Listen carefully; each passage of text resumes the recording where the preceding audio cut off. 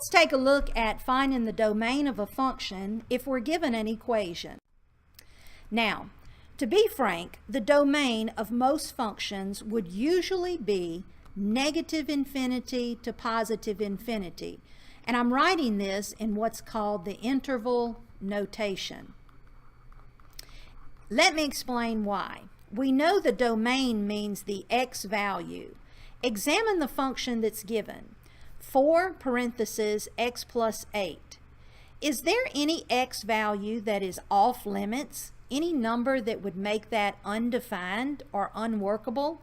No. All numbers, any number that you think of, could be substituted in place of this x. So this domain, we say, is negative infinity to positive infinity. Any number can be used. Exceptions that you should be aware of are the domain of a function when it's a fraction. Fractions are tricky. You must make sure not to use a number that makes the fraction undefined. 0 denominators are undefined. Now, in this particular problem, what number would make this bottom of the fraction become undefined? That number would be 2.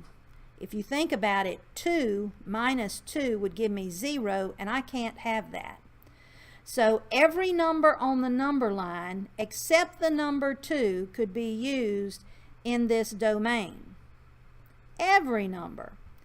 To write that in interval notation, I would write that as negative infinity up to the 2, union 2 to positive infinity. We use a U symbol or a union to show that there was an overlap, or you skipped over that number 2. The second tricky thing to beware of would be the domain of a function if it's a square root. We want to avoid complex numbers. Now, if you recall, complex numbers are when we have negative radicands. So we want to avoid those.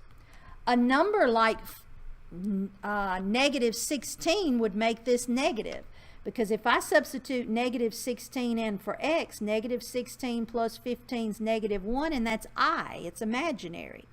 So what I will do is solve where is that radicand greater than or equal to 0.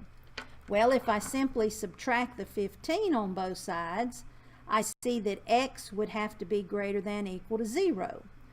On a number line, greater than or equal to 0 looks like this.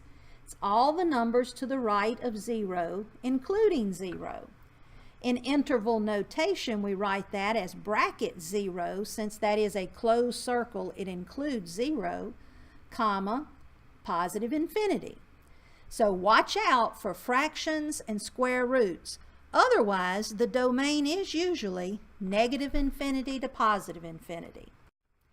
Now here's one that requires a little more work. It's a fraction, so watch out. You have to check to see where these fractions might be undefined. This first denominator is never undefined. That's because it has a square on it, and if you square a number, it's positive, and then you add 9 to it, it's still positive. But this second denominator can be factored as x minus 3, x plus 3, and we see that if x is equal to 3 or x is equal to negative 3, that's going to give us a 0 denominator.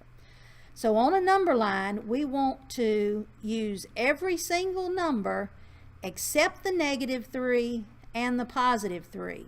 All numbers are in the domain except for those two. So how would I write that as an interval? Notice when you skip 2 numbers on the number line, it actually creates 3 different sections. This would be negative infinity, comma, negative 3 with a parenthesis, because it's not a closed circle, union, negative 3, comma, 3, union, 3, comma, infinity. That would be the domain answer. It's a lot to write down, but it describes what's happening on the graph and which numbers you can plug in place of x. Now here's another tricky one. It not only has a square root, but it also is in the denominator. Remember how I said you will normally solve for where the radicand is greater than or equal to 0? Okay, this time we don't want that equal to 0 because 0 would give us something undefined. So we want to solve where would that just be greater than 0?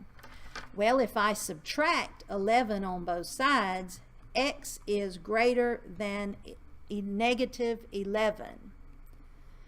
So I will have negative 11, 1, 2, 3, 4, 5, 6, 7, 8, 9, 10, 11, negative 11 with an open circle and everything shaded to the right. In interval notation, that is parenthesis, negative 11 to infinity. And that would include all the numbers that would make that radicand positive, and also it would avoid 0 denominator.